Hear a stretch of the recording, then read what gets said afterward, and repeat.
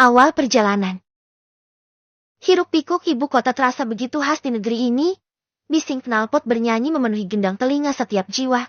Polusi terasa semakin bertambah setiap harinya. Angin pagi terasa tidak segar untuk sekedar dihirup. Begitulah keadaan ibu kota di negeriku ini. Namun begitu, masih banyak yang menggantungkan nasibnya di ibu kota. Menganggap semua akan berubah lebih baik jika mampu bersaing di ibu kota. Memang benar adanya.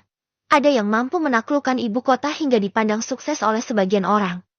Tapi juga tak sedikit yang harus berjuang mati-matian hingga gugur karena tak mampu menahan perihnya kehidupan ibu kota. Sedikit dari banyaknya fakta di ibu kota yang selalu terpikirkan oleh Reno. Lelaki dengan jiwa petarung yang masih semangat untuk melewati rintangan kehidupan. 2 tahun silam, Reno dengan penuh asa berniat mengadu nasib di ibu kota.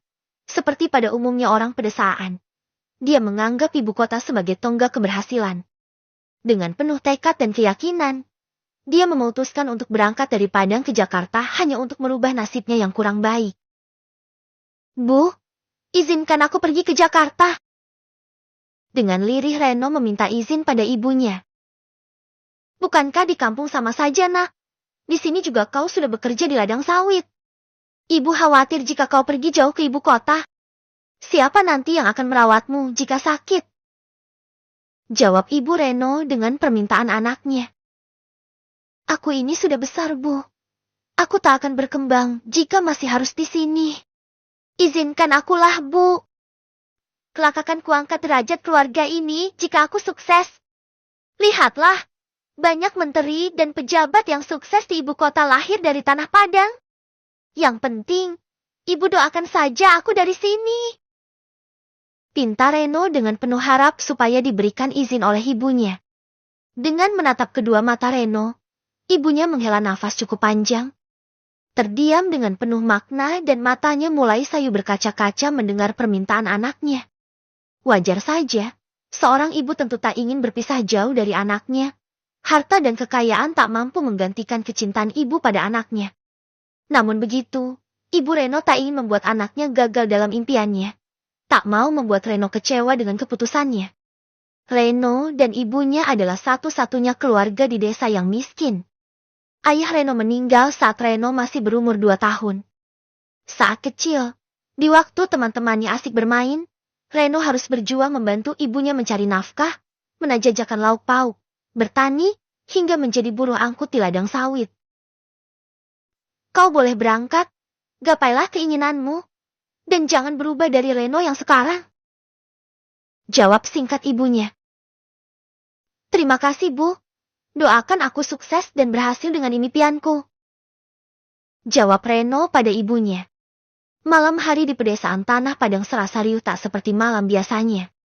Tetangga yang mengetahui esok aku akan meninggalkan tanah kelahiranku ini dengan silih berganti mendatangi rumahku. Mereka dengan antusias memberiku semangat, nasihat, bahkan bingkisan untuk bekalku di perjalanan nanti. Hal yang biasa dilakukan sebagai warga desa, rasa kebersamaan dan gotong royong masih tinggi sekali.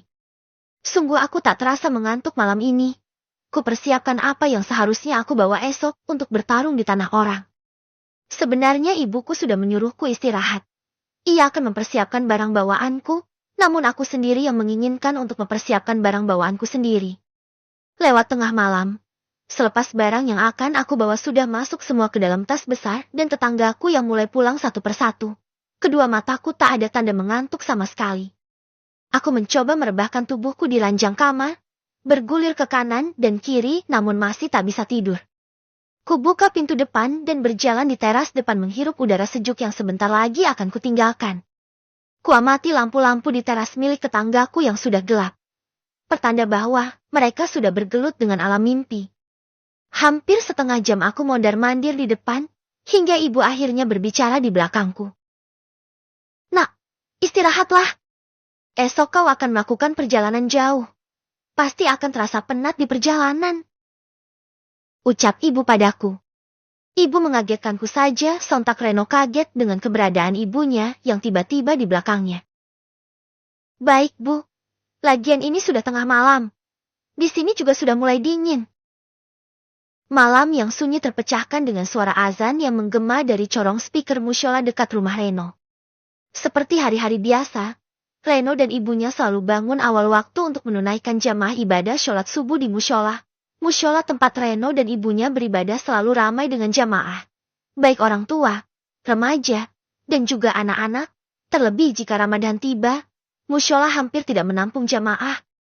Selepas subuh, Reno dan ibunya kembali ke rumah. Seperti hari biasanya, ibunya membersihkan halaman rumah, mencuci piring kotor, kemudian mempersiapkan makanan untuk sarapan pagi. Reno yang hari ini akan berangkat ke ibu kota tak sempat membantu orang tuanya. Selepas dari mushola, ia membersihkan badan di kamar mandi. Setelah mandi, ia memeriksa kembali barang yang akan ia bawa. Barangkali ada yang terlewat dan belum sempat dimasukkan dalam tas. Dirasa sudah lengkap, ia memindahkan tas bawaannya dari kamar ke ruang tamu. Ibunya yang sedari tadi di dapur dengan lantang memanggil Reno. "Nak, sarapan dulu sini. Ibu sudah masak rendang kesukaanmu." "Iya Bu," jawab Reno pada ibunya. Reno berjalan ke dapur sambil melihat ponselnya, melihat jam yang terselip di pojok atas, barangkali ada pesan dari pamannya, Wak Rohman. Hari ini Wak Rohman yang akan mengantarkan Reno ke terminal, sesuai dengan permintaan ibunya. Lunah Reno dan Uaknya beda desa. Dengan menggunakan sepeda motor bisa ditempuh kurang lebih 10 menit perjalanan. "Cepat sarapan, nanti keburu Wakmu datang," ucap ibu padaku. "Iya Bu, Wak Rohman belum mengabariku kalau akan ke sini," jawabku pada ibu. "Barangkali ia langsung ke sini. Kalau kau tak cepat sarapan, dan tiba-tiba datang Wakmu datang, kau akan tergesa-gesa." Ibu menjelaskanku. Layaknya seorang anak dimanapun, jika disuruh orang tua selalu ada jawabannya. Begitulah Reno. Dan juga tabiat seorang ibu di belahan bumi manapun, selalu mempersiapkan yang terbaik untuk anaknya, khawatir terhadap aktivitas anaknya, dan berharap yang terbaik untuk setiap langkah anaknya. Begitu juga ibu Reno.